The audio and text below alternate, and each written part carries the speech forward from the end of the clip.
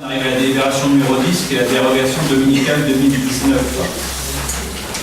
Donc, tous les ans, en fin d'année, généralement, on vote les dimanches qui sont possibles d'ouvrir, notamment pour certains commerces, sur l'année qui suit. Donc là, on va parler de l'année 2019. L'année 2018, elle a déjà été votée, elle est même en cours, puisqu'on arrive au moment des fêtes.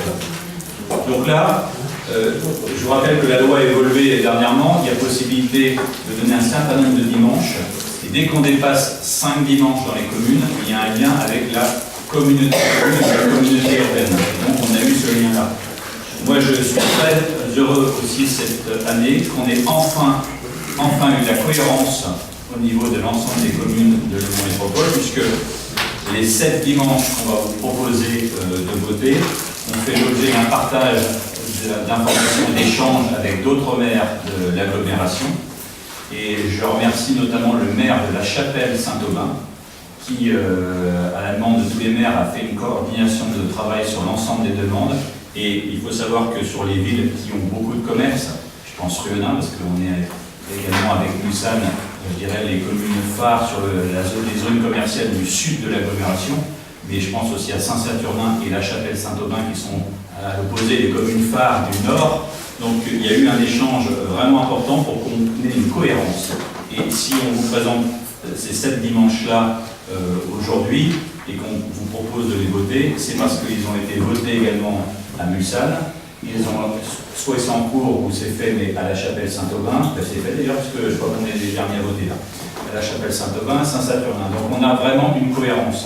Ensuite, il peut y avoir quelques communes qu'on a accordé un ou deux de moins parce qu'il y a moins de commerce, quand j'ai des communes peut-être de plus petite taille, mais il y a une vraie logique sur l'ensemble des communes et je peux vous dire que par expérience, c'est pas toujours le cas, je pense que c'est une première et c'est vrai que je tenais à ce qu'on ait un peu ce travail de concertation, qu'on ait vraiment une cohérence. Voilà. Après, il peut y avoir le débat, on est trop ouvert, on n'est pas assez ouvert, je suis contre, je suis pour les dimanches et il existe partout.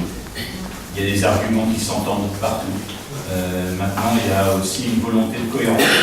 Quel que soit son avis d'être pour ou contre, au moins on peut déjà tous ensemble souligner que c'est un vrai plus d'avoir aussi une cohérence au niveau du territoire. Voilà.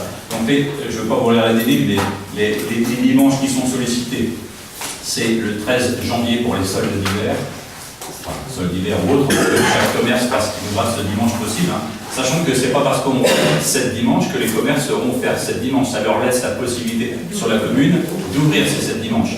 Certains, je sais, en seront ouverts que 6, d'autres que 5, en fonction des activités, des besoins, des fêtes ou des impacts au niveau des fêtes, s'ils sont alimentaires ou pas.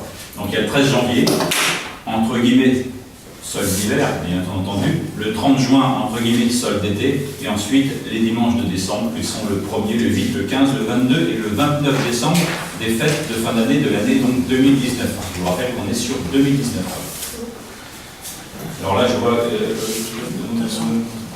Le Mans, Mulsanne, Rieunant, Sargé aussi, on a mis des conformes. Voilà. En tout cas, c'est passé aussi, pour ceux qui suivent le conseil communautaire, c'est passé aussi au conseil communautaire, voilà, avec ces mêmes dates.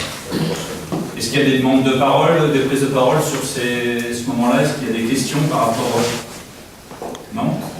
Bon, écoutez, je vous propose, je vous remercie de passer au vote. Qui est contre? Qui s'abstient? Qui est pour? Merci.